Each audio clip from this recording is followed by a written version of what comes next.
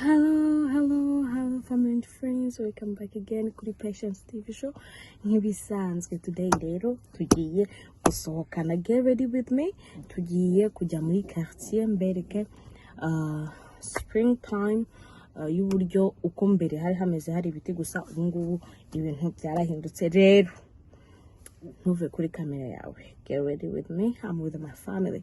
Turabakunda. Gaji muze dutembere gatoya.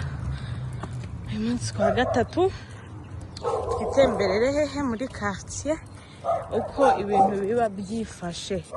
Ngazi gusakuza cyane ariko nyine nuko ibintu biba bihagaze. Nkuko runabwiye murabona ko turi muri springtime. Ikintu cyitwa indabo zaje, urabona ko habaye icyatsi ko mubibona. Mbere byari ikintu cyitwa iki, hari ikintu cyitwa ibyatsi gusa, ariko ubu ngubu murabona ko ibintu ni amahoro. Ikintu cyitwa twatsi tw'icyatsi twaje. Igira uti rero muri iyi minsi tugiye gukora iki? Tugiye gusohoka vloge mwebwe get ready. Gusa murabona amazu yose arasa neza pe. Nimba mwibuka neza before byari ibyatsi my dear. Ubwo rero nkuko mvuga murabona ko ibintu ni amahoro. Twatsi twaje turasa neza cyane ku rwego mutatekereza my dear friend. Ubu noneho nibwo nicaye nkavuga ati nageze muri Amerika. Before it was very hard just stuff kubera narebaga nkabona ntago hano mwabaga imodoka zisekeje zabuze. Urumva avuga se ahantu byatsi byose byumye mbere iyo modoka my friend, modoka imeze nk'umuvure. Abantu bajyambaza ngo rutanga ibishingwe gute, turaza tugatereka hano ibishingwe, imodoka zikaza zigatwara nk'ibisanzwe wacu. Murabona ko ibintu ni amahoro rwose, harasa neza pe. Murabona ko uduti twaraje, ibiti birasa neza, ahantu hatangiye gusa neza. Ahantu harimo harasa neza cyane, ahari hose nabafotora mwabona ko hasa neza. Rero inshuti zanjye mwebwe icyo mudasiba cyase mutagomba guhomba ni ugukora iki? Ni ugukora subscribe, ubundi mwarangiza tukibanira. Murabona uduti duhari hariya, turabo dusa neza pe. Turabo dusa neza, abantu baratambuka. Murabona nk'aka garden kunari keza. Nimba mwibuka muri video za mbere mubiko ukuntu hasaga, sharateye umujinya pe, simbabeshye rateye umujinya nkibaza ati se mwokagira Yezu mwe, iki gihe kizagera ryari cyakizarangira ryari? Twinjiye mu gihe umuntu yicara akabona n'uduti. Sha ndabakumbuje abantu muri hafi kuza, muzaza muri ibi bihe, muzaza mu bihe bimeze neza rwose, hazaba hameze neza. Muzasanga njye naramenyereye, namwe ngire gute mbatembereze. Ejo harabo bazatwara ibishingwe, murabona ko bamwe babisohoye. Guys, murabona hatabasa neza. None umuntu yakicara akavuga ati sha I'm in America. Hanyuma rero muri comment nagiye mbona abantu bagiye bandika nzababwire ahantu umuntu ashobora kubona akazi bitagoranye. Ahantu hose muri Amerika waba uri uzi gukora cyangwa ushaka gukora akazi wakabona. Upfa kuba utari umunebwe,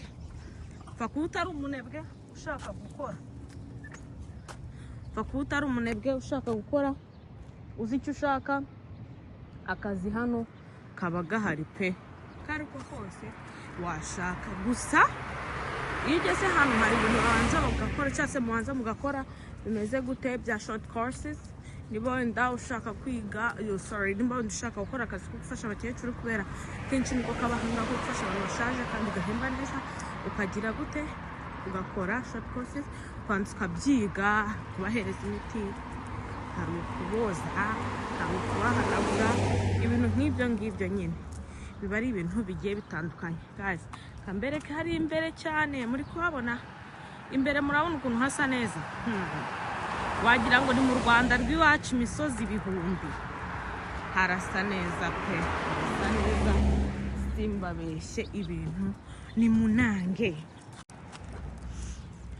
Hanyuma rero wabasha kuba uzi gukora cyangwa se nta bunebwe barambyanze by'uburenganenzi kumva ngo uraza wicarire, no, uragenda nyine ukabyiga ibyo ubundi ugakora iki, ugatangira ugakora. My dear, harasa neza pe, harasa neza, ntabwo ari bya bindi by'amabara nkuru cyangwa se bya bindi by'amablage.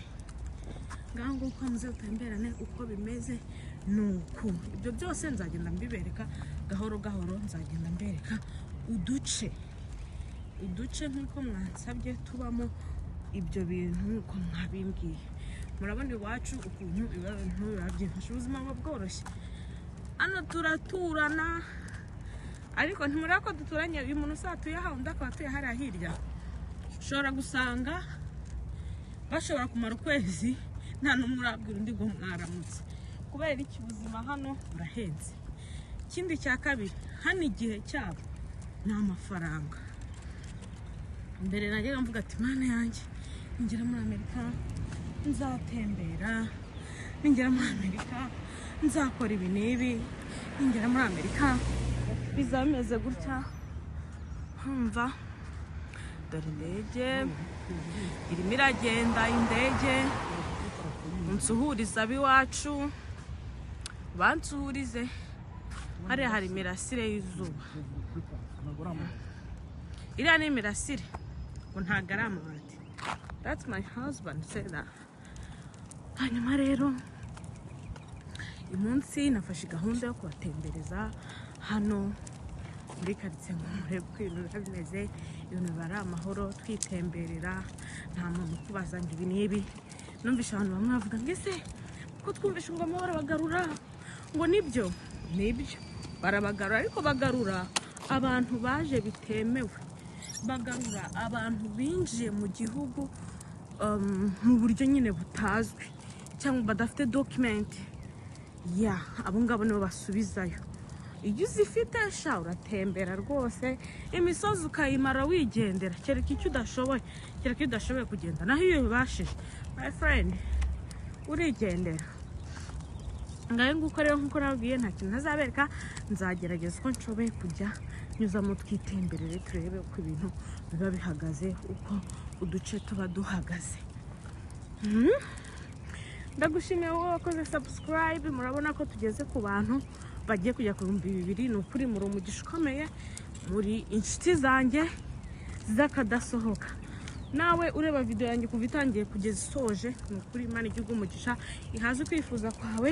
Mwese nituza tuzabagurira ibifanta.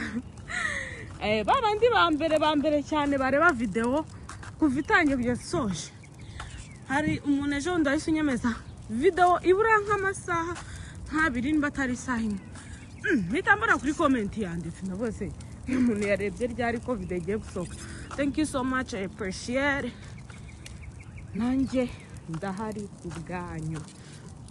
Ngaho nguko rero hasi iri fan dufite ikinyapura turasuhuza, ariko hari mama we nimba ari mu murima, nimba ari guhinga, ntabwo mbabeshye, nanze kumukamera ngo mbereke.